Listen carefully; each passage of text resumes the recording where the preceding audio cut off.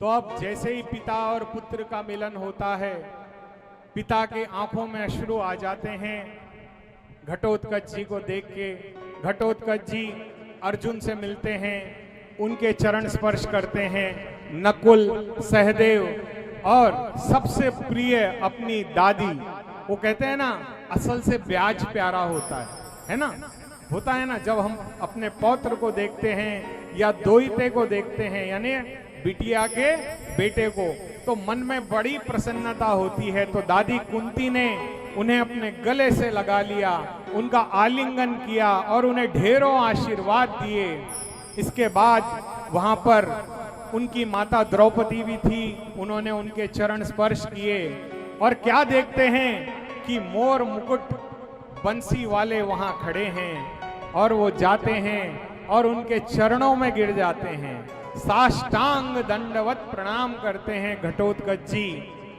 और मेरे गोविंद भी उन्हें खूब आशीर्वाद देते हैं और अपने गले से लगाते हैं और कहते हैं कि तुम्हें एक ऐसा पुत्र प्राप्त होगा घटोत्कच, जो तुम्हारे पूरे वंश का नाम न केवल एक समय के लिए नहीं, अपितु कलयुग के अंत तक तुम पांडवों की जय जयकार होगी, ऐसा तुम्हारा पुत्र होगा।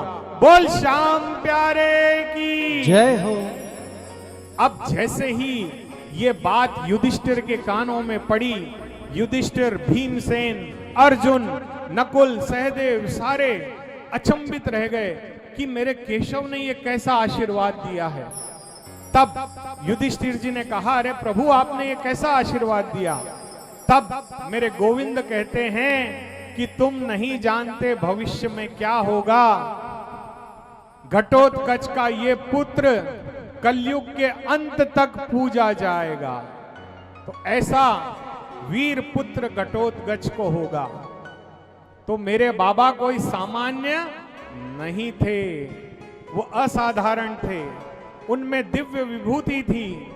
अब जैसे ही घटोत्कच ने सुना, उनके मन में भी बड़ी प्रसन्नता आई। परंतु यहां पर भीमसेन तो बल से थे, बुद्धि से कमजोर थे।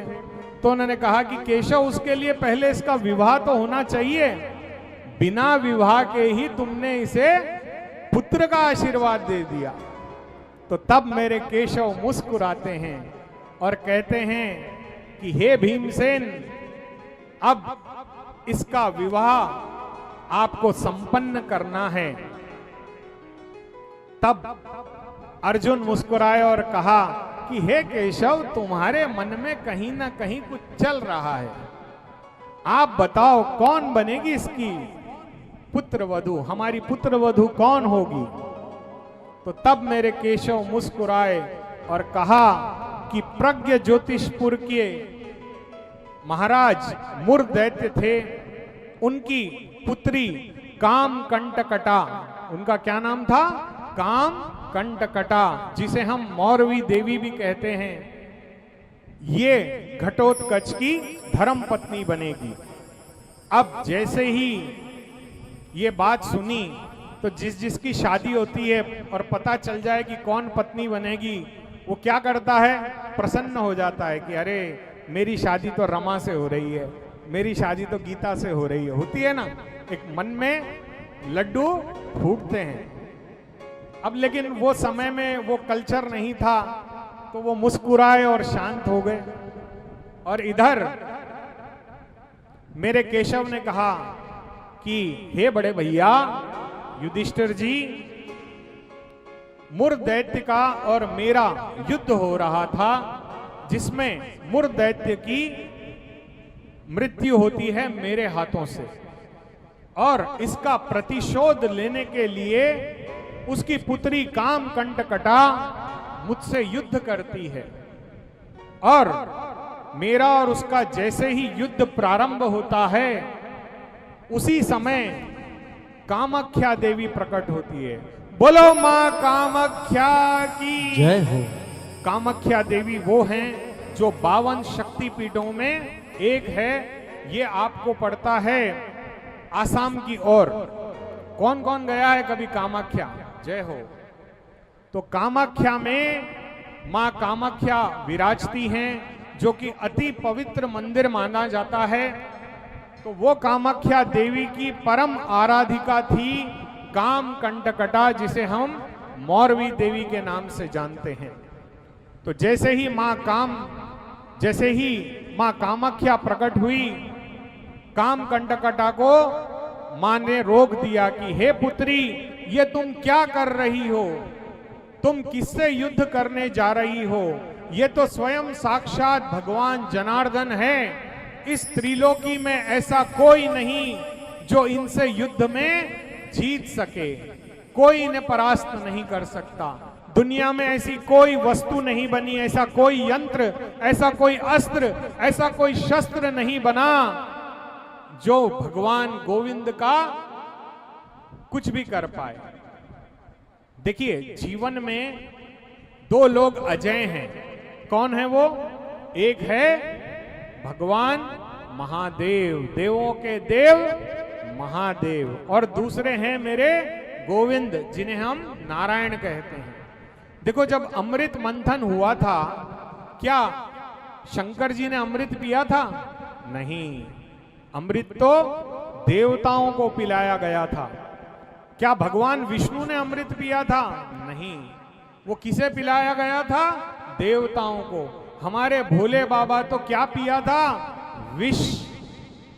देखो, अजर अमर दो ही हैं। कौन? या तो भगवान शिव या भगवान नारायण, और तीसरे अमर हैं मेरे बाबा श्याम। ठीक है ना?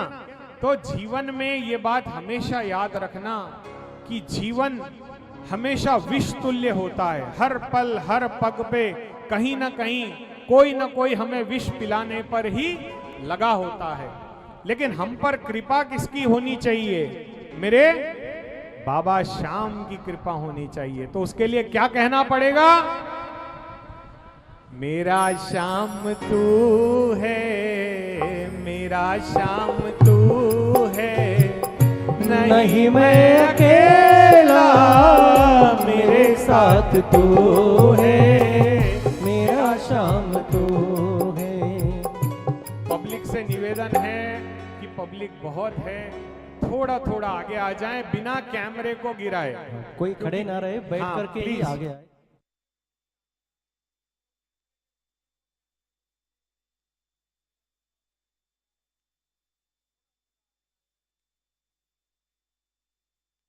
श्याम तू है, मेरा श्याम तू है, नहीं मैं अकेला, मेरे साथ तू है, मेरा श्याम तू है, मेरा श्याम तू है, मेरा श्याम तू है, नहीं मैं अकेला, मेरे साथ तू है, मेरा श्याम तू है।